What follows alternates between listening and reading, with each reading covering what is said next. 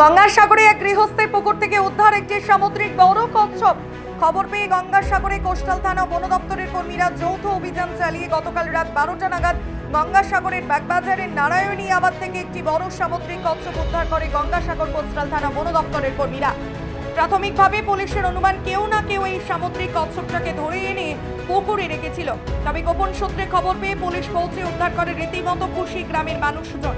প্রশাসন ও গ্রামের মানুষজনের সহযোগিতায় এই সামুদ্রিক উদ্ধার করে পুনরায় গঙ্গাসাগরের গঙ্গা নদীতে ছেড়ে দেওয়া হয়। তবে গঙ্গাসাগর কোস্টাল থানার পুলিশ ও বন দপ্তরের আধিকারিকরা তল্লাশি চালাচ্ছে কিভাবে কচ্ছপটি লোকালয়ের এক বৃহত্তর পুকুরে এসে গেল। এটা তো কি করে বলো বিল পুকুরে আছে, এটা তো আমাদের জানা নেই, তদন্তে জানা যাবে। এখানে আপনারা কিভাবে খবর পেলেন? কিভাবে? আমি তো খবর পেয়েছি, আমাকে থানা থেকে মেজো ফোন করছিল যে আপনার এলাকায় একটা এরকম পুকুরে বড় কচ্ছপ আছে, আপনি আসুন। বড় কচ্ছপ আর এই সামুদ্রিক কাঁটা।